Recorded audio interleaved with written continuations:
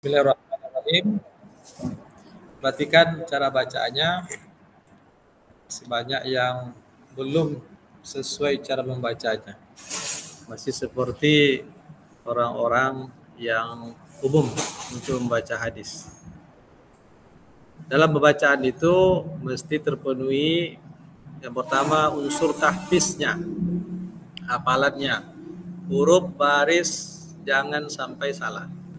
Baris seperti Sa'idinil Ansori, hanya kan Sa'idil Ansori salah, hilang tajwidnya, huruf nunnya di situ hilang. Ya, kemudian juga cara membaca nama perawi bin-binnya itu juga harus betul. Baik, al-hadisul khamis.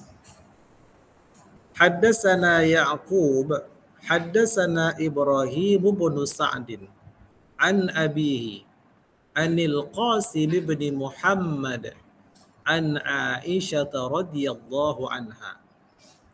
Gak perlu cepat-cepat, biar lambat tak masalah, yang penting betul. Qalat qala Rasulullah sallallahu alaihi wasallam man ahdasa fi amrina hadza ma laysa fi wa huwa radd. Wa fi riwayat li Muslimin haddatsana Ishaq bin Ibrahim wa Abd bin Humaid jami'an an Abi Amir qala Abdun haddatsana Abdul Malik bin Amr haddatsana Abdullah bin Ja'far az-Zuhri. Lihat bacaan Abdullah bin Ja'far az-Zuhri. Zuhri ada tasdid di belakang, dia sampai dibaca tanpa tasdid. Baik. Haddatsana Abdullah bin Ja'far az-Zuhri an Sa'd bin Ibrahim qala sa'altul Qasim bin Muhammad an rajulin lahu salasatu masakin fa awsa bi sulusi kulli maskanin minha qala yujma'u zalika kulluhu fi maskanin wahid summa qala akhbaratni Aisyah anna Rasulullah sallallahu alaihi wasallam qala man amila amalan laisa alaihi amruna fahuwa raddun. Nah, itu ya cara membacanya. Baik. Maratan saniyah. Haddatsana Ya'qub haddatsana Ibrahim bin Sa'd an abihi anil Qasim bin Muhammad anna Aisyah radhiyallahu anha qalat qala Rasulullah sallallahu alaihi wasallam man ahdatsa fi amrina hadza ma laysa fi fahuwa radd. Wa fi riwayat li Muslimin haddatsana Ishaq bin Ibrahim wa Abd bin Humaid jami'an an Abi Amir qala Abdun haddatsana Abdul Malik bin Amr haddatsana Abdullah bin Ja'far az-Zuhri an Sa'd bin Ibrahim qala sa'altul Qasim bin Muhammadin an rajulin lahu salasatu masakin fa awsa bi sulusi kulli maskanin minha qala yujma'u zalika kulluhu fi maskanin wahid summa qala akhbaratni Aisyah anna Rasulullah sallallahu alaihi wasallam qala man amila amalan laysa alaihi amruna fahuwa raddun. Jelas kira-kira cara membacanya? Baik. Telah menceritakan kepada kami Ya'qub, Ibrahim bin Sa'id telah menceritakan kepada kami dari ayahnya, dari Al-Qasim bin Muhammad, dari Aisyah radhiyallahu anha, qalat, dia berkata, Rasulullah sallallahu alaihi wasallam bersabda, man ahdasa fi amrina. Ahdasa artinya perkara muhdas, melakukan perkara muhdas. Siapa yang muhdas atau melakukan perkara yang diada-adakan, perkara baru, hadis baru. Siapa yang membuat perkara-perkara baru fi amrina, dalam urusan kami, ini, ma laisa fi, sesuatu yang bukan bagian daripada urusan kami itu atau bagian agama, fahuwa raddun, maka itu ditolak. Nah, ini berbicara sebetulnya tentang masalah bid'ah. Siapa yang membuat perkara baru dalam amrina, dalam urusan agama kami. Jadi ada 3 disebut dalam hadis ini. Perkara yang ditolak itu yang pertama, perkara baru yang belum ada pada masa sebelumnya, baik pada masa sahabat ataupun pada masa Rasul. Nah, dia perkara baru fi amrina, dalam urusan kami, berarti dalam urusan agama kita, dalam masalah agama. Sesuatu yang di luar masalah agama, maka tidak ada masalah untuk membuat perkara baru tentang itu. Ma laisa fi. Ma laisa fi artinya tidak ada padanya dalil atau bukan bagian daripada agama. Itu maksudnya tak ada dalil agamanya. Inilah yang dijelaskan oleh Ibnu Hajar Al-Asqalani. Maka kalau ketiga-tiga itu ada pada suatu perbuatan, dia adalah raddun, ditolak. Berarti itulah disebut dengan bid'ah. 3 syaratnya.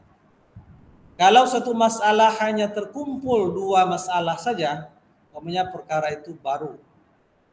Kemudian memang dia urusan agama seperti sholat, tapi ada dalilnya, maka ini tidak dikatakan bid'ah. Yang di standar itu ada dalil. Apa contohnya? Seperti sikap Ahmad bin Hambal. Kata anaknya Abdurrahman bin Ahmad bin Hambal atau Abdullah. Dia Ahmad bin Hambal itu punya anak Abdullah, ada anaknya juga Abdurrahman. Dia memakai kunyahnya dengan istilah Abu Abdillah. Itu Muhammad bin Hambal. Berarti Abdullah itu anaknya yang paling besar. Nah, ayahku itu, kata Abdurrahman, sholat setiap harinya 300 rakaat. 300 rakaat. Tapi setelah dia tua atau setelah dia di penjara barangkali maksudnya, sholat ayahku tinggal lagi 150 rakaat setiap hari. Tinggal separuhnya. Nah, pertanyaannya, apakah sholat 300 rakaat setiap hari dibuat Nabi? Tak pernah. Berarti dia perkara muhdas, perkara baru, karena tidak pernah diperbuat oleh Nabi dan juga tidak pernah dilakukan oleh sahabat. Kemudian apakah itu adalah persoalan agama? Ya, karena masalah sholat. Maka terpenuhi 2 syarat. Dia perkara baru, kemudian dia urusan agama, ma laisa fihi, sesuatu yang tidak ada dalilnya. Ya, memang bukan ada ya. Jadi yang ketiga, ma laisa fihi, sesuatu yang tak ada dalil. Apakah sholatnya Imam Ahmad 300 tidak ada dalil? Ada dalilnya. Walaupun tidak dikerjakan oleh Nabi dan sahabat, walaupun itu urusan agama, tapi dia ada dalilnya. Nah, berarti tidak terpenuhi 3 syarat untuk dikatakan perbuatan yang tertolak. Yang ada hanya 2, maka itu tidak bisa dikatakan mardud. Apa dalilnya? Ada hadis dalam riwayat Imam Al-Bukhari, ketika seseorang bertanya kepada Nabi tentang sholat malam, apa jawab beliau? Sholatul laili masna masna. Fa in khifta subha fa'utir biwahidah. Salat malam itu lakukanlah 2 rakaat, 2 rakaat, 2 rakaat. Kalau kamu khawatir akan masuknya waktu subuh, maka segera witirkanlah dengan 1 rakaat. Berapapun banyaknya, mau 100 rakaat silakan. Mau 300 seperti yang dilakukan di Muhammad silakan. Yang penting 2 rakaat, 2 rakaat. Nah, berarti salatnya Imam Ahmad 300 rakaat setiap hari, dia perkara baru. Kemudian yang kedua urusan agama. Yang 1, yang 2 ini tidak ada dalilnya. Tak terpenuhi. Tapi syarat yang ketiga tidak ada dalil. Ternyata tidak terpenuhi. Karena sholat malam asalkan dua rakaat itu berapapun banyaknya ada dalilnya dari hadis riwayat Imam Al-Bukhari tadi. Berarti dia bukan bardut, bukan ditolak. Jadi tidak mudah untuk menilai suatu amal itu bid'ah. Harus pastikan ketiga-tiga hal ini. Dia perkara baru, urusan agama, ada dalil atau tidak. Dan yang mengerti dalil itu hanyalah para ulama. Jadi orang-orang awam seperti kita ini tak berhak untuk menyatakan suatu perbuatan itu bid'ah tidak perlu. Karena kita bukan ulama yang mengerti tentang dalil. Lanjutan hadis, wa fi riwayat Muslim, dan dalam riwayat Imam Muslim sampai sanadnya kepada Sa'ad bin Ibrahim, dia mengatakan, Sa'altul Qasim bin Muhammad. Saya bertanya kepada Qasim bin Muhammad tentang rajulin lahu salasatu masakin. Tentang seorang laki-laki yang memiliki tempat tinggal sebanyak rumah. Sebanyak 3 rumah. Jadi dia punya 3 rumah. Fa'awsa bisulusi kulli maskanin minha. Lalu dia minta 1/3 daripada